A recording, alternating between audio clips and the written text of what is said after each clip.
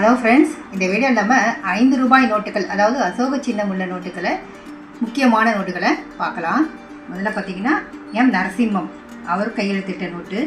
அவர் 2/5/77 முதல் 30/11/77, அதாவது குறைந்த காலம் கவர்னராக இருந்தவர். அவர் கையெழுத்திட்ட இந்த நோட்டு, இதில் ஒரு தாள் விலை பற்றி ரேரான ஒரு நோட்டாக மாறிட்டு வருது. ஒரு தாள் விலை, அதாவது யூஎன்சி கண்டிஷனில் 100 ரூபாய். இந்த மாதிரி நோட்டை நீங்கள் கலெக்ட் பண்ணி வைக்கணும். நரசிம்மம் குறைந்த கால கவர்னராக இருந்ததால் கையெழுத்திட்டதுனால இந்த நோட் ரொம்ப ரேராக இருக்குது.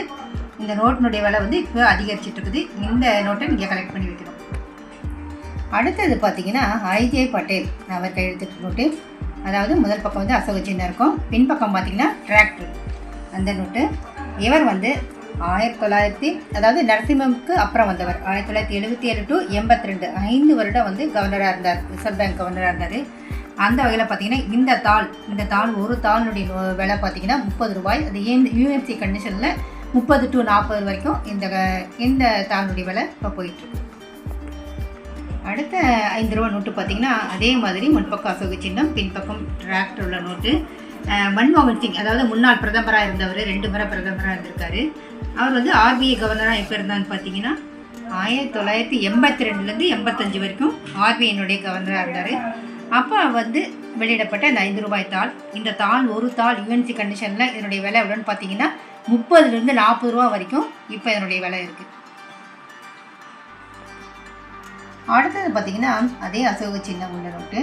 பின்பக்கம் டிராக்டர் போட்டிருப்பாங்க.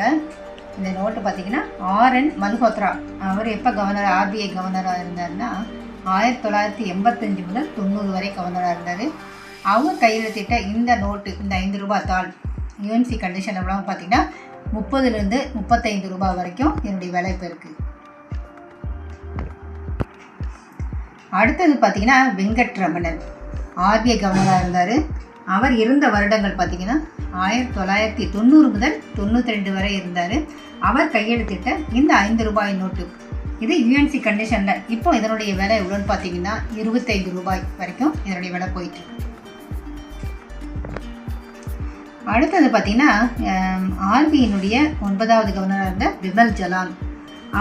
அவருடைய பதவிக்காலம் 1997 முதல் 2003, அதாவது கிட்டத்தட்ட 6 வருடம் ஆர்பிஐ கவர்னராக இருந்தார். அவர் கையெழுத்திட்ட இந்த 5 ரூபாய் தாள், இதனுடைய யூஎன்சி கண்டிஷன் எவ்வளோன்னு பார்த்தீங்கன்னா 20 ரூபாயிலிருந்து 25 ரூபாய் வரைக்கும் இதனுடைய விலை இப்போ இருக்குது.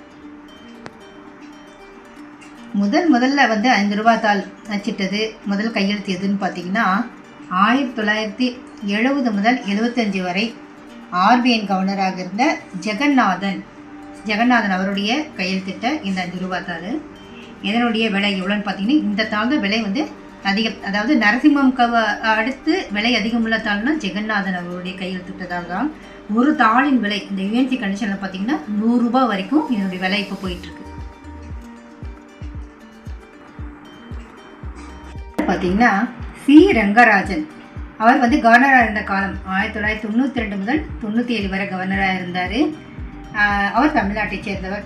அவர் கவர்னராக இருந்தப்போ அச்சிட்ட இந்த டிராக்டர் உள்ள தாள், அதாவது முன்பக்கம் அசோக சின்னம் இருக்கும், பின்பக்கம் டிராக்டர் உள்ள இந்த 5 ரூபாய் நோட்டில் அவர் கையெழுத்திட்ட இந்த நோட்டினுடைய விலை, அதாவது ஒரு தாள் யூஎன்சி கண்டிஷனில் எவ்வளோன்னு பார்த்தீங்கன்னா 40 ரூபாய் வரைக்கும் இதன் விலை போயிட்டுருக்கு. இந்த 5 ரூபாய் நோட்டுகளில் பார்த்தீங்கன்னா எம் நரசிம்மம், அப்புறம் எஸ் ஜெகநாதன் கையெழுத்த 2 நோட்டுமே ரொம்ப ரேரானது, விலை அதிகமுள்ள 2ம் 5 ரூபாய் நோட்டுகள், இவை 2 தான். மற்றது இப்போ விலை அதிகரிச்சிட்டு இருக்குது. இந்த மாதிரி இப்போ 5 ரூபாய் நோட்டுகளை நீங்கள் கலெக்ட் பண்ணி வச்சா ரொம்ப நல்லாயிருக்கும். 4 அரிதான ஒன்கொற்றானாக்கள் வச்சுருக்கேன். அந்த நாணயங்கள் என்னென்னு பார்க்கலாம். முதல்ல பார்த்தீங்கன்னா 1857 அச்சடிக்கப்பட்டது.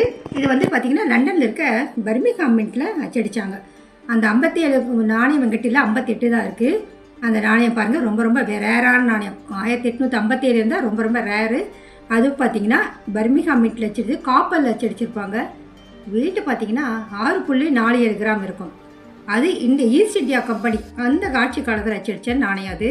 அதோடைய ரேட்டு பார்த்தீங்கன்னா நார்மல் கண்டிஷனாகவே இருந்தாலே 1857 1000 ரூபாயில் ஆரம்பித்து நல்ல கண்டிஷன் யூஎன்சியாக உங்கள்கிட்ட இருந்ததுன்னா 25,000 வரைக்கும் அதனுடைய மதிப்பு இருக்குது. இப்போ அடுத்தது பார்த்தீங்கன்னா 1898 1890 அது ரொம்ப ரொம்ப ரேரு, எங்கிட்ட இல்லை அந்த நாணயம்.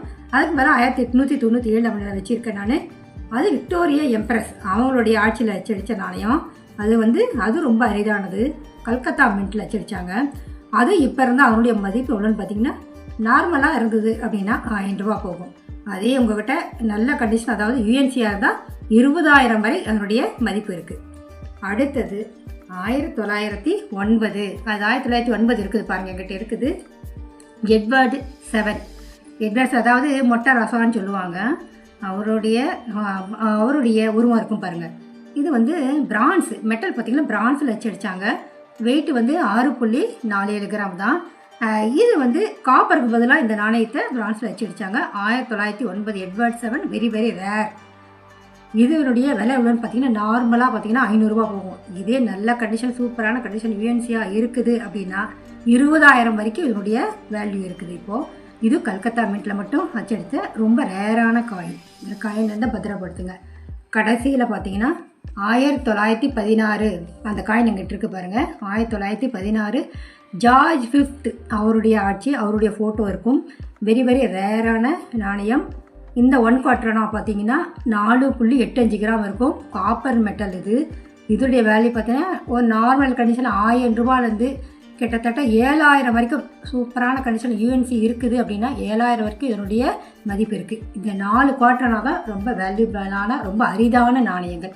இந்த மாதிரி நாணயங்களை நீங்களும் கலெக்ட் பண்ணி வைங்க. உங்கள் கலெக்ஷனுக்கு ரொம்ப அழகாக இருக்கும். இந்த வீடியோ உங்களுக்கு ரொம்ப பயனுள்ளதாக இருக்குதுன்னு நினைக்கிறேன். இந்த வீடியோ பிடிச்சிருந்தால் ஷேர் பண்ணி, லைக் பண்ணி, சப்ஸ்கிரைப் பண்ணுங்கள்.